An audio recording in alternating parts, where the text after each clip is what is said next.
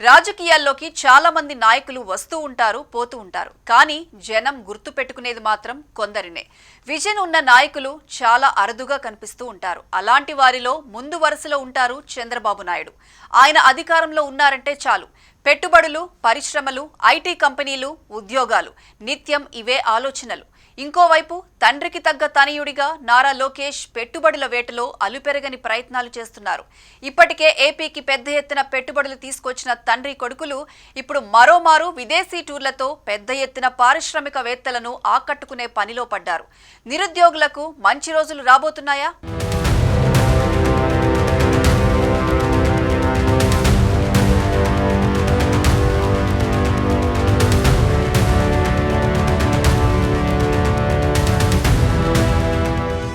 అధికారంలో ఎవరున్నా ముందు చేయాల్సింది విద్య, వైద్యం, ఆ తరువాత ఉపాధి. పెట్టుబడులు, పరిశ్రమలను తీసుకొస్తే ప్రత్యక్షంగా మాత్రమే కాకుండా లక్షల మందికి పరోక్షంగా కూడా ఉపాధి కలుగుతుంది. ఆ దిశగా విజన్తో అడుగులు వేసే నాయకుడిగా చంద్రబాబుకు పేరుంది. 4గోసారి సీఎం అయ్యాక చంద్రబాబు మరింత ఉత్సాహంగా పెట్టుబడుల వేట సాగిస్తున్నారు. అటు లోకేష్ కూడా ఏమాత్రం తగ్గకుండా పెట్టుబడులు, పరిశ్రమల కోసం ప్రయత్నం చేస్తున్నారు. దీంతో ఏపీకి త్వరలోనే మరిన్ని పరిశ్రమలు వస్తాయని, తమకు ఉద్యోగాలు వస్తాయని నిరుద్యోగులు ఆశగా ఎదురుచూస్తున్నారు.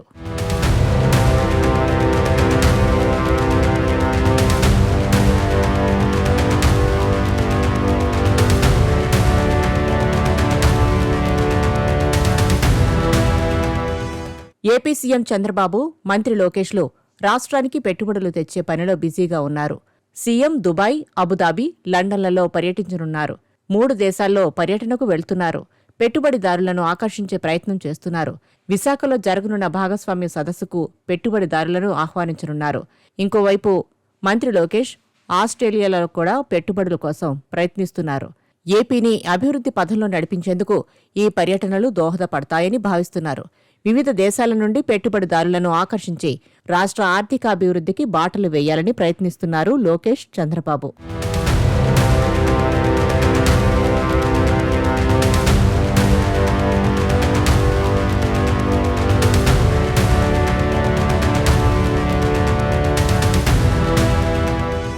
మరోవైపు ఆంధ్రప్రదేశ్కు పెట్టుబడులు ఆకర్షించే లక్ష్యంతో సీఎం చంద్రబాబు నవంబర్ 2 నుంచి 5 వరకు లండన్ పర్యటనకు వెళ్లనున్నారు. అక్కడ పలువురు పారిశ్రామికవేత్తలతో ఆయన సమావేశమవుతారు. ఏపీ అభివృద్ధికి సీఎం చంద్రబాబు, మంత్రి లోకేష్ వ్యూహాత్మకంగా అడుగులు వేస్తున్నారు. రాజధాని అమరావతితో పాటు రాష్ట్రంలోని అన్ని ప్రాంతాల అభివృద్ధికి ప్రభుత్వం ప్రాధాన్యత ఇస్తోంది. ఈ క్రమంలోనే సీఎం చంద్రబాబు సింగపూర్, దావోసులలో పర్యటించి రాష్ట్ర అభివృద్ధికి కృషి చేయనున్నారు. మంత్రి లోకేష్ కూడా ఆస్ట్రేలియాలో పెట్టుబడుల కోసం పర్యటిస్తున్నారు. ఈ పర్యటనల ద్వారా రాష్ట్రానికి మరిన్ని పెట్టుబడులు వస్తాయని, తద్వారా అభివృద్ధి వేగవంతమవుతుందని ప్రభుత్వం భావిస్తోంది.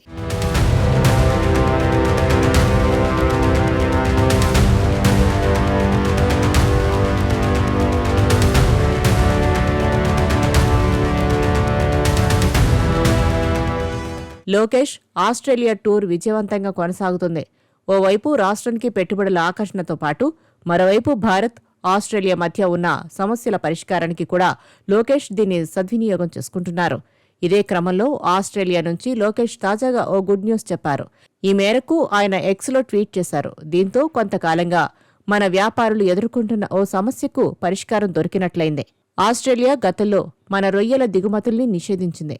దీనికి కారణం వాటిలో వైట్ స్పాట్ వైరస్ ఆనవాళ్లు లభించడమే. దీంతో ఆస్ట్రేలియాకు రొయ్యల ఎగుమతులు జరగడం లేదు.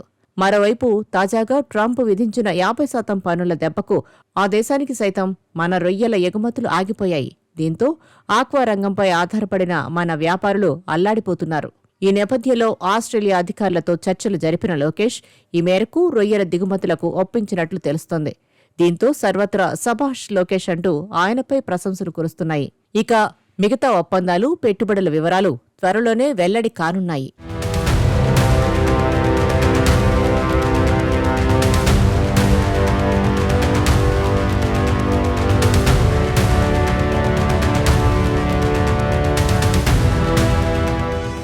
ఏపీకి గూగుల్ వస్తున్న సంగతి తెలిసిందే. చంద్రబాబు, లోకేష్ కూడా గూగుల్ను చూపించి పెట్టుబడులను రాబట్టే అవకాశం ఉంది. గతంలో మైక్రోసాఫ్ట్ను హైదరాబాద్కు తీసుకొచ్చినప్పుడు మిగతా సాఫ్ట్వేర్ కంపెనీలు భాగ్యనగరానికి క్యూ కట్టాయి. విశాఖకు గూగుల్ వస్తుండటంతో దాన్ని చూసి మిగతా కంపెనీలు కూడా విశాఖకు క్యూ కట్టడం ఖాయం. ఏపీలో పెట్టుబడుల ఆకర్షణ కోసం తీవ్ర ప్రయత్నాలు చేస్తున్న ప్రభుత్వానికి గత వారం గూగుల్ బిగ్ న్యూస్ చెప్పిన విషయం తెలిసిందే. $15 బిలియన్ వ్యయంతో విశాఖలో గూగుల్ డేటా సెంటర్ ఏర్పాటు చేస్తున్నట్లు ప్రకటించింది. రాష్ట్రానికి ఇది అత్యంత వ్యూహాత్మక పెట్టుబడిగా మారింది. రాష్ట్రానికి పెట్టుబడులు వచ్చే వాతావరణం లేదని ఇప్పటి వరకు భావిస్తున్న వారిని ఇది పునరాలోచనలో పడేసింది. అంతేకాదు, నిరుద్యోగులు కూడా గూగుల్ కోసం ఆశగా ఎదురుచూస్తున్నారు. జగన్ హయాంలో పెట్టుబడులు, పరిశ్రమలు లేకపోవడంతో లక్షల మంది నిరుద్యోగులుగా మిగిలారు. అలాంటి వారిలో చాలా మంది వలస వెళ్తున్న పరిస్థితి. ఇప్పుడు విశాఖ ఐటీకి కేరాఫ్గా ఎదిగితే సొంత రాష్ట్రంలోనే ఉద్యోగాలు చేసుకునే అవకాశం ఉంటుందని నిరుద్యోగులు ఆశపడుతున్నారు.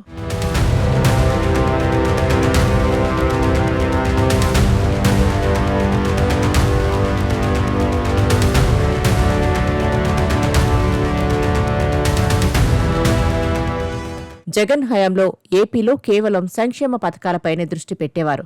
బటన్ నొక్కి డబ్బులు వేస్తున్నాం అనేవారు. కానీ ఆ డబ్బులు సమకూర్చుకోవడానికి రాష్ట్ర బడ్జెట్ సరిపోక అప్పులు చేసేవారు. నిజానికి సంక్షేమ పథకాలను అమలు చేయాలంటే అందుకు సరిపడా ప్రభుత్వానికి ఆదాయం ఉండాలి. పెట్టుబడులు, పరిశ్రమలు తీసుకొచ్చినప్పుడే రాష్ట్రానికి పన్నుల రూపంలో ఆదాయం లభిస్తుంది. ఇప్పుడు కూటమి ప్రభుత్వం సంపద సృష్టిపై దృష్టి పెట్టింది.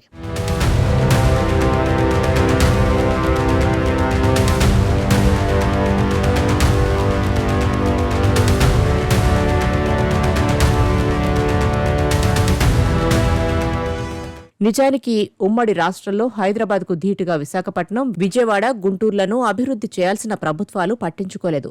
దీంతో అభివృద్ధంతా హైదరాబాద్కు పరిమితమైంది. విభజన తర్వాత విశాఖ, అమరావతిలపై దృష్టి పెట్టారు బాబు. తక్కువ ఖర్చుతో అమరావతిని నిర్మించాలంటే పెట్టుబడులను తీసుకురావడం ఒక్కటే మార్గం. ఎందుకంటే హైదరాబాద్ ఒకప్పుడు ఇలా ఉండేది కాదు. ఐటీ పరిశ్రమలను తీసుకురావడంతో పెట్టుబడులు తరలివచ్చాయి. దీంతో నగరం అభివృద్ధి చెందింది. ఇప్పుడు అమరావతి, విశాఖలో పెట్టుబడులు, పరిశ్రమలు, పెద్ద ఎత్తున ఐటీ కంపెనీలను తీసుకురావాలని కూటమి ప్రభుత్వం ప్రయత్నిస్తుంది. మరి హైదరాబాదును మించి విశాఖను ఐటీ సిటీగా ఏ మేరకు నిలబెడతారో వేచి చూడాలి.